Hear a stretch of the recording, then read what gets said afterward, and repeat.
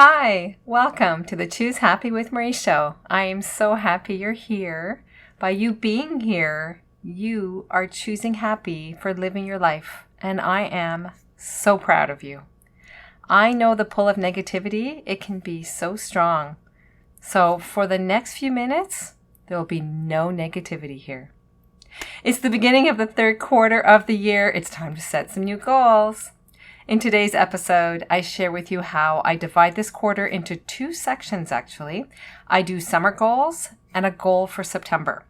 I invite you to make a goal to reconnect with yourself this summer. That's the focus that I'm doing this summer, and I invite you, if it resonates with you, to also do that as well. And I give you 10 ideas to get your thinking started of what that goal can be to help you achieve this. It is in reconnecting with ourselves that we truly find what is a happy life for us. Come on in. It is time to choose happy. Hey girlfriend, do you want to connect back to yourself and what you really want for your life? Are you finally done with the limiting stories and fear that stands in your way?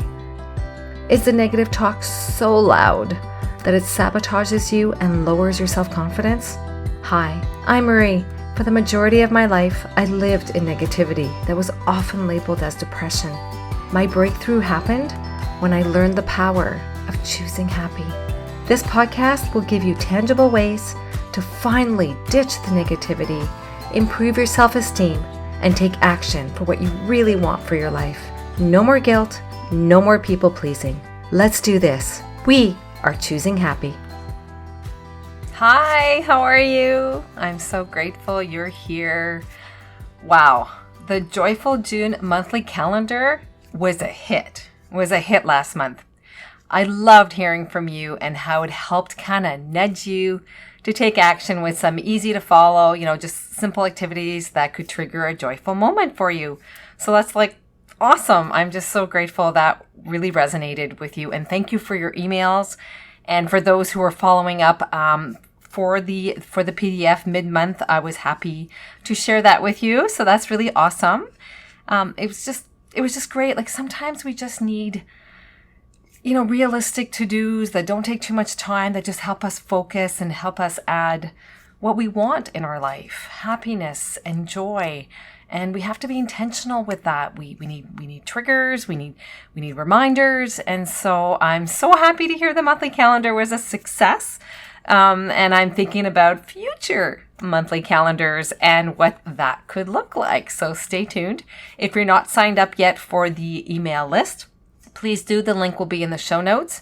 It also offers you a sample pack of affirmations from the Choose Happy affirmation card deck. So summer. Just that word, summer. How does that make you feel? For me, it makes me feel so good inside. I think of the color yellow and rainbows and blue sky. What do you envision when you hear the word summer? I hope it brings feelings of happiness and joy.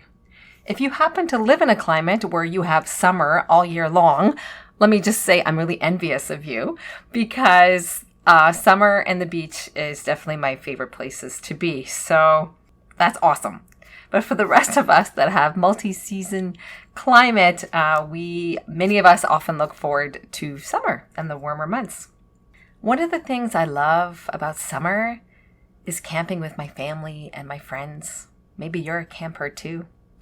We have a favorite campground just a couple of hours away. It has a beautiful beach, and it even has a section of the beach for dogs as well. On the days that we decide to go to the beach, we'll arrive early morning to get set up. And as we're driving in, I tell my husband, I love the energy of a beach day. Seeing everyone with their coolers, their beach tents, their chairs. Yes, they often look loaded down, trying to carry everything. I know how that feels. But there's hope there. Hope that anticipates good times and relaxation that the beach offers us. Do you feel that way when you arrive at the beach? For today's training, I called it Q3, quarter 3 goal setting. which quarter 3 is July, August, and September, the months, if you do goal setting by quarter. What I invite you to do, if it resonates with you, is to divide this quarter with separate goals. For me, I set goals for the summer, July, August, where I live, and then I set a separate goal for September, which starts the fall season for where I live. I do this because in the summer, it's different. Maybe your kids are home. Maybe the after-school activities are on pause, or they're different after-school activities. Maybe there's a more relaxed vibe at the office. So I plan for different goals that are unique to the season. And then in September, well, that month stands on its own because that can be a tough month, just getting adjusted to return to work and school routines. So for this episode, I invite you to think about summer goals. And when I'm referencing goals, I want you to stop thinking about them as negative. Perhaps you've had past experiences where you set a goal and you didn't achieve them. Goals are actually a good thing, and they are a key part of choosing happy for living our life. Goals give us a direction, a map of where we want to go with our life. When we're focused on achieving our goals, we're not bouncing around fulfilling what others want us to do because we don't have time to do them because we're too busy advancing the goals that we set out for ourselves. So goals, they're a good thing. And I'm hoping by you being on this Choose Happy journey with me, I can convince you to embrace the word goals and see it as a good thing.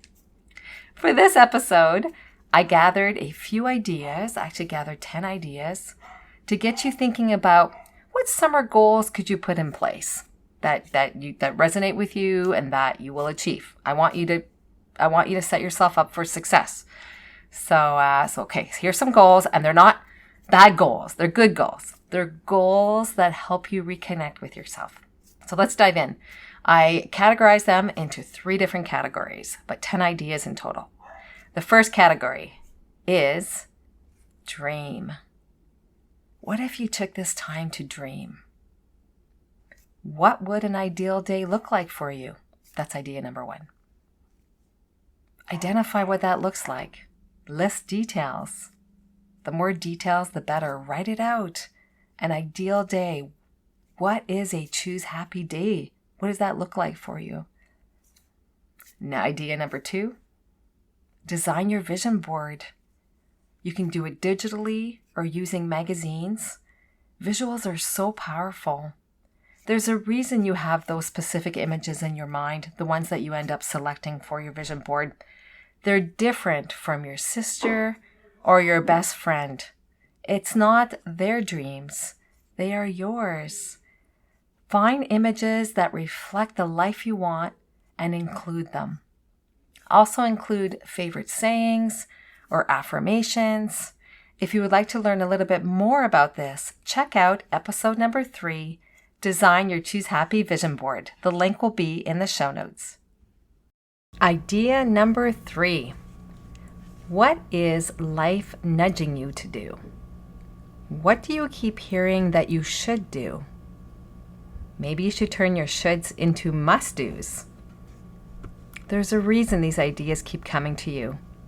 If you want to learn a little bit more about listening to the nudges that come into our life, check out episode 35. Do you feel called to do something in your life?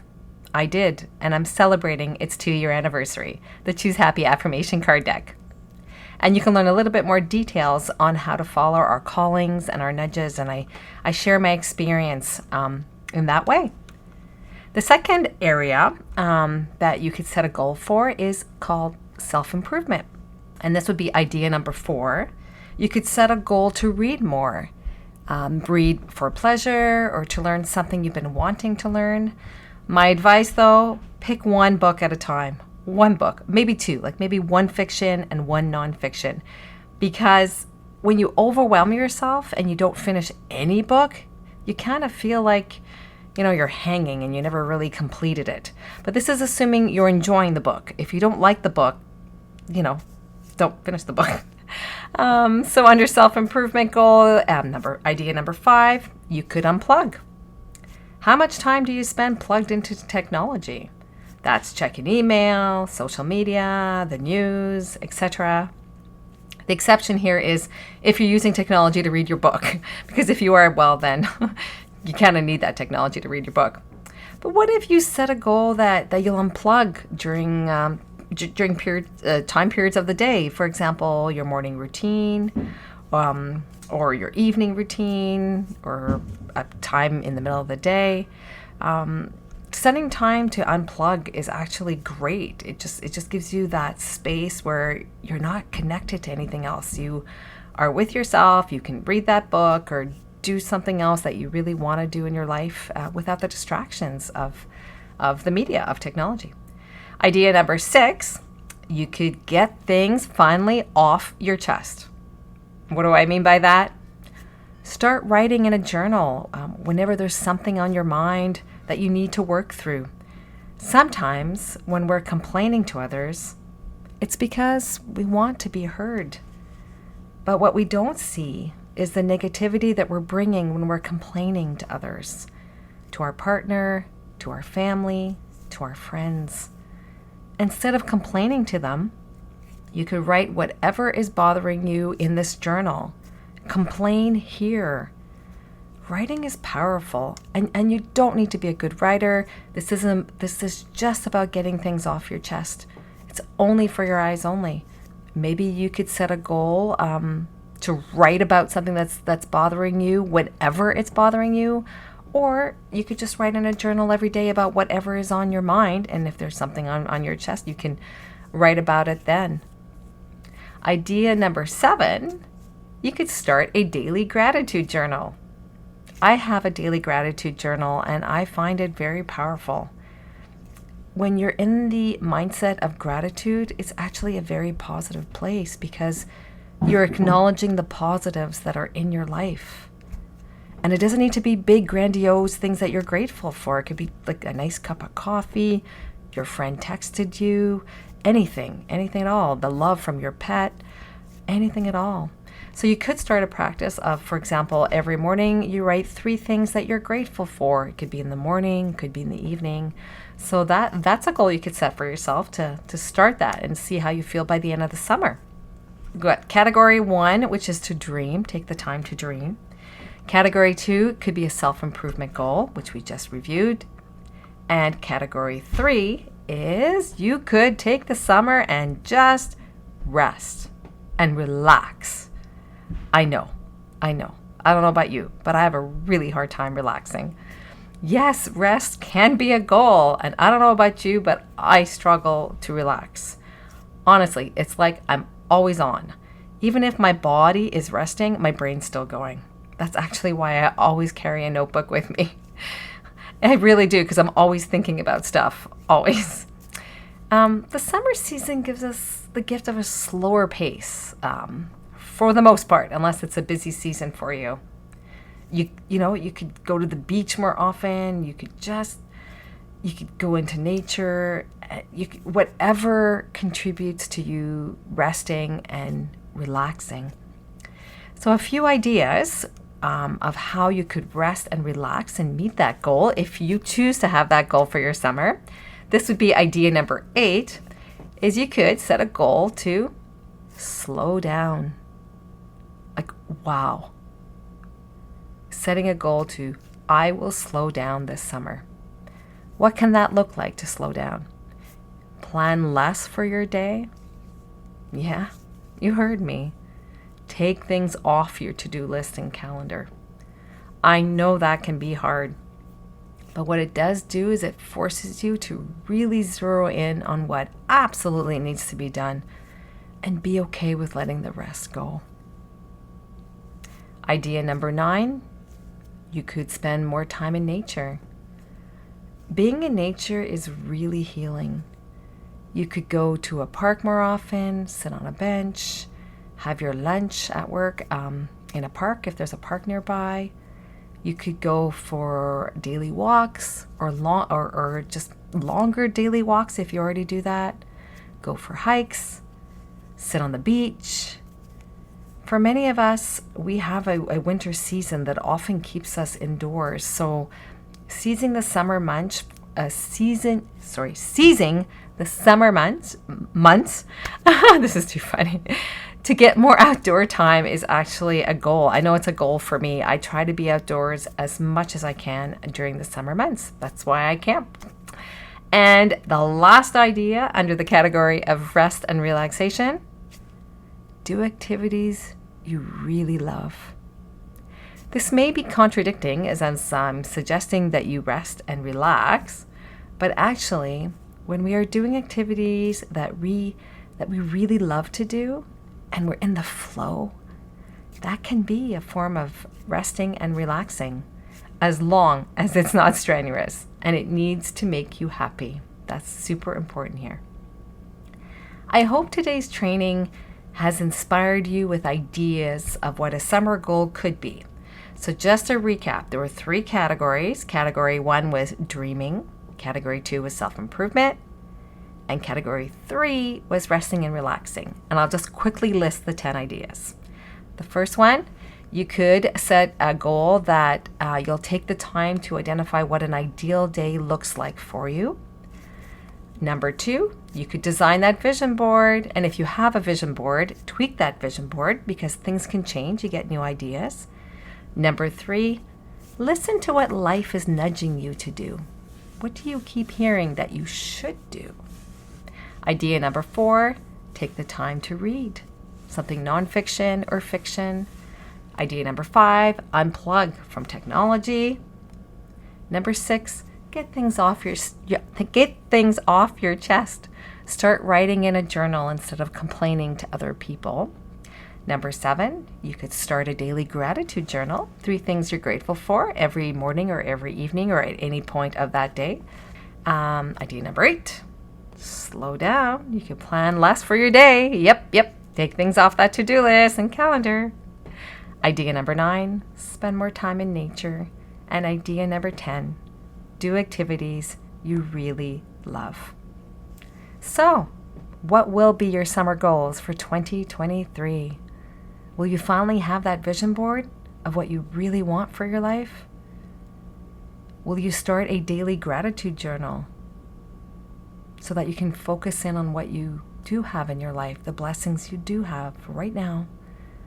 Maybe you'll put less things on your daily to-do list and be okay with dropping some things off without guilt. Whatever you do choose, pick something that you really want to do and then follow through. Achieve this summer goal. When we achieve our goals, it improves our self-confidence. And an improved self-confidence empowers us in our everyday living. It helps in our decision making. It helps us choose happy for living our life. If you haven't already signed up to become an insider with Choose Happy to receive free bonuses such as the Joyful June monthly calendar that was sent out last month, sign up to stay in touch and receive these bonuses when they come out. The link will be in the show notes, and it's also on the website choosehappywithmarie.com. When you sign up, you'll also get a sample pack of affirmations from the Choose Happy affirmation card deck. And you're always welcome to hang out with us in the Choose Happy Facebook group, where we have positive posts to support you in choosing happy for living your everyday life. You are worthy of living a happy life. You can live a truly happy life. Ditch the negativity and get going, living the life you really want for yourself. And yes, that means taking action. Pick a summer goal that will help you reconnect with yourself so you can find out what truly makes you happy. Wishing you a wonderful week, choosing happy. Cheers! I hope today's episode empowered you to choose happy as you live your upcoming week. If it did, consider forwarding it to a friend that may benefit from it as well. If you have 30 seconds, please leave a review for the show on your favorite podcast app. It warms my heart to hear the positive impact the show is making in your life. It takes vulnerability and courage for me to show up here every week. I do this because I feel called to share what I learned with others. Your feedback is greatly appreciated. You can purchase your very own Choose Happy affirmation card deck at www.choosehappywithmarie.com. Take good care and see you next week.